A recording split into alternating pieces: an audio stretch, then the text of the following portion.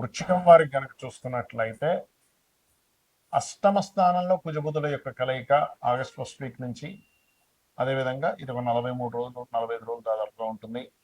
లాభంలో శుక్రుడు నీచ. మరి దీనివల్ల కలిగే ఫలితాలు ఏమిటి?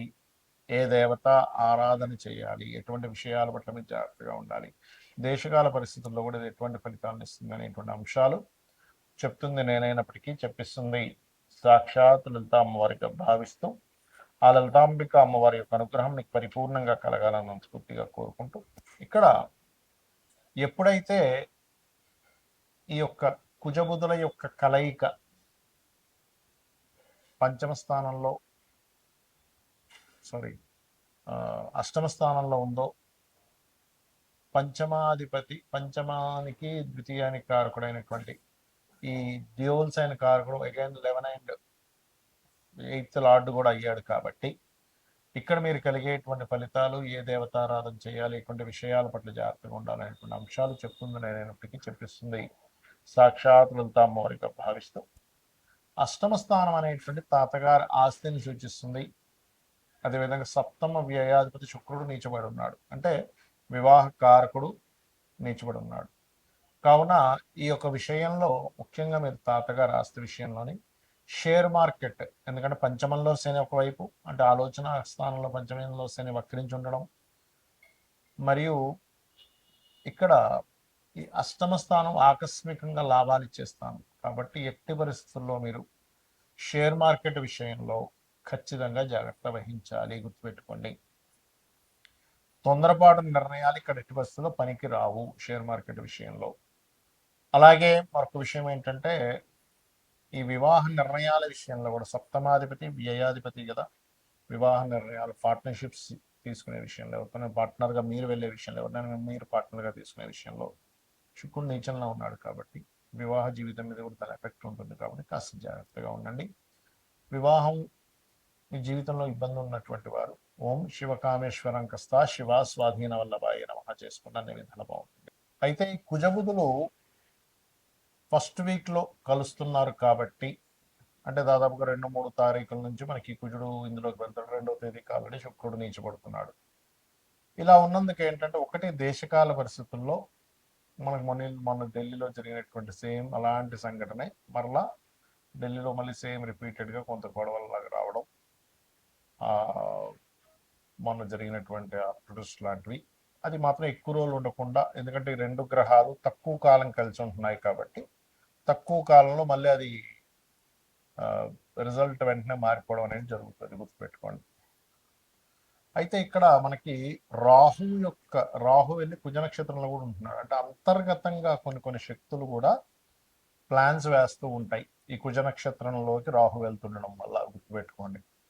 అంటే బయటికి కనబడదు కానీ అంతర్గతంగా లోపల దేశాన్ని ఏదైనా చేద్దాం అనేటువంటి కొన్ని శక్తులతో ఇబ్బంది అనేది రానుంది అనేటువంటిది కూడా గోచారం చెప్తుంది. మరొక విషయం ఏంటంటే, మరి మనం చెప్పుకున్నాం ఏమండి కుజబుధులు కలిస్తే సర్పదోషము అని. మరి సర్పదోషం గనక రకరకాల వాటిలో ఉంటుంది సర్పదోషం అనేటువంటిది. ఎలా అంటే చూడండి, ఈ కుజుడు బుధుడు లేదా శని కుజుడు Rahu Ravi Rahu is equal to సర్పదోషము ప్లస్ పితృదోషం కూడా. అదేవిధంగా శని కేతువులు, ఇలా ఒక్కొక్క సర్పదోషము ఒక్కొక్క రిజల్ట్ ఇస్తూ ఉంటుంది ఒక్కొక్క భావంలో ఉన్నప్పుడు. మీకు పర్టికులర్గా కుజబుధులు సర్పదోషం ఉన్నప్పుడు ఏమవుతుందంటే, ఎవరికైనా పర్సనల్ చాట్లో ఉన్నప్పుడు రిలేషన్స్ మీద దెబ్బ కొడుతుంది. అంటే రిలేటివ్స్తో ఎప్పుడూ కూడా ఏదో ఒక గొడవ, ఏదో ఒక ఘర్షణ, రిలేషన్స్ సరిగ్గా ఉండలేకపోవడం, మీరు బాగున్న అవతల వాళ్ళు బాగోకపోవడం, అవతల వాళ్ళు బాగున్న మీలో ఏదో తెలియని ఒక ఘర్షణాత్మకమైనటువంటి స్థితి కలగడం అనేటువంటిది ఇస్తూ ఉంటుంది. అయితే ఇది ఒక్కొక్క భావనలో ఉంటే ఒక్కొక్క రిజల్ట్ ఇస్తూ ఉంటుంది, గుర్తుపెట్టుకోండి. రాశిలో ఉన్నదనుకోండి, ఒకవేళ వీళ్ళకి చర్మ వ్యాధులు రావడము, లేకపోతే ఒళ్ళంతా ఒక రకమైన బాడీ పెయిన్స్ ఇలాంటివి ఇస్తూ ఉంటుంది సర్పదోషం, కుజబుధుల కాంబినేషన్.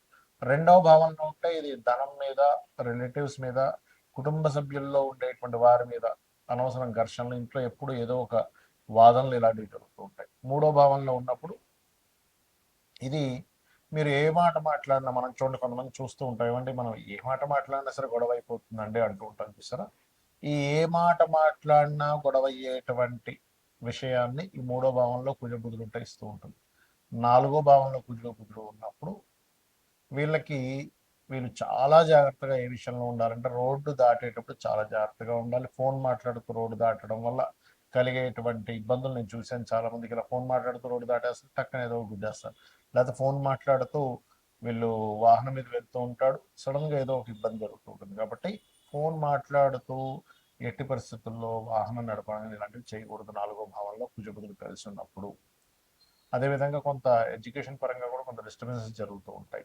ఇక 5వ భావంలో ఉన్నప్పుడు సంతానంతో తెలియని ఘర్షణ, సంతానంతో గొడవలు, సంతానంతో ఇవి జరుగుతూ ఉంటాయి. ఇక 6వ భావంలో కనుక కుజబుధులు కలిసి ఉంటే నిత్య జీవితంలో ఎప్పుడూ ఏదో గొడవే, చిన్నప్పటి నుంచి కూడా ఏదో ఒక ఘర్షణ డైలీ లైఫ్లో, అంటే ఒక పోరాటంలో ఉంటూ ఉంటుంది లైఫ్ అనేది. కాకపోతే కుజుడు 6లో ఉన్నందుకు కొంచెం శత్రువుపై జయాన్ని కలిగిస్తారు, దట్ ఈస్ డిఫరెంట్. సప్తమంలో కుజుబుధులు ఉన్నప్పుడు ఏమవుతుంది, వచ్చే జీవిత భాగస్వామికి ఈ పోట్లాడే లక్షణాలు అవి ఎక్కువగా ఉంటాయి, ఆర్గ్యూ చేసే లక్షణాలు.